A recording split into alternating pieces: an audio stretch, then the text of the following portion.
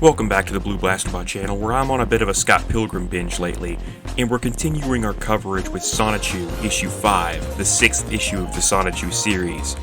Before we begin, if you like this kind of content, be sure to like, comment, and subscribe. This was the most recent installment of the Sonichu series before Chris was discovered on the internet, and also at this time, Chris was no longer obsessed with Sarah Hammer, but instead a girl that he met at his local card game shop named Megan Schroeder. As such, he made this issue more manga-like in an attempt to win her over. For those aware of Chris' theory, you all know where this goes, but for those who don't, stick around, you're going to want to see where it goes. Episode 12, Christian Chandler in My Friend's Cherokee Wedding. Sarah Hammer is getting married to Jax Knight, playing the role of William Spicer. I'm assuming Chris wrote it that way so Sarah wouldn't actually get married to William Spicer. Chris didn't get invited, and as such actually projects himself there, because that's totally how not being invited to something works. Wes, in his persona, decides to show up as well in an attempt to snatch Sarah away. Chris uses future vision to see this play out, and plays a spell card to make Wes hear reason, no really.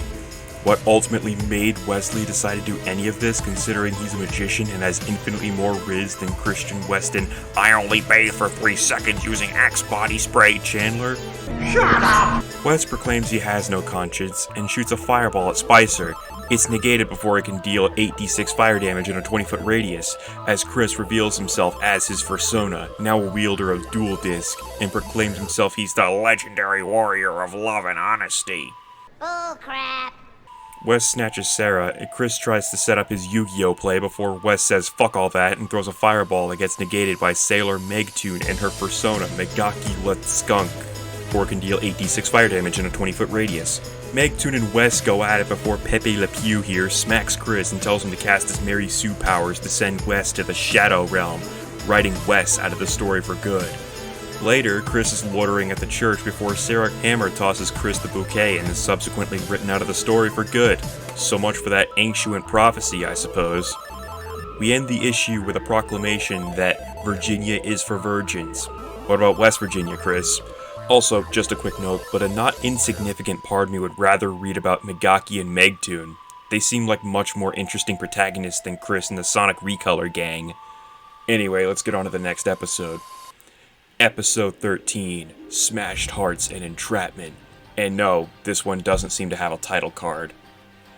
Jerk-ops are assaulting random couples by order of Mary Lee Walsh because love is forbidden, as this chap is willing to inform these lovebirds, and making a full-scale invasion of Cookville. Meanwhile, Chris and Sonichu are chilling at the mall. This whole interaction just amounts to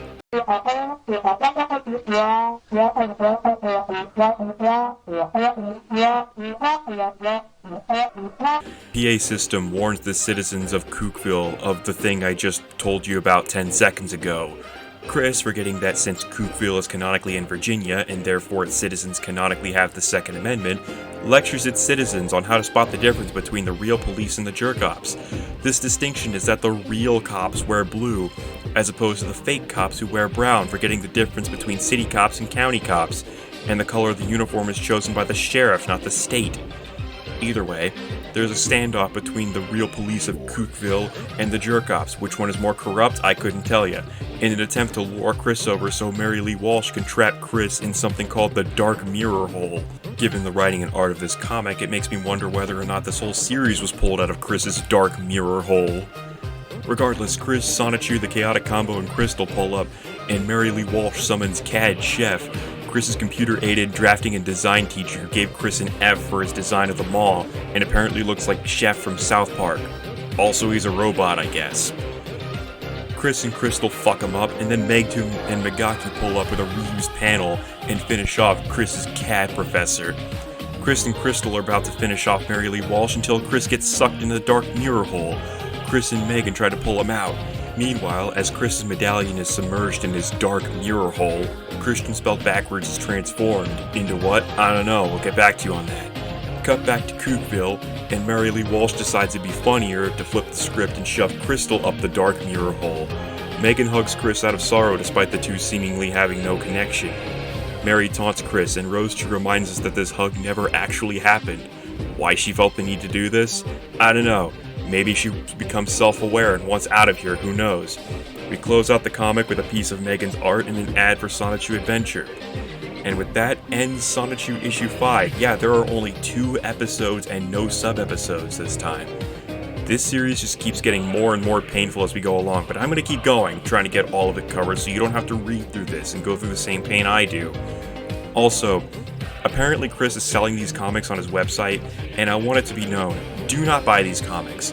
Not only can you get 2 trades of the IDW Sonic the Hedgehog comics for the price Chris is charging for these, not only is it painfully obvious that these comics aren't even worth the paper they're printed on, but according to sources, these qualify as fanfiction, and as such, it is illegal to sell that for money.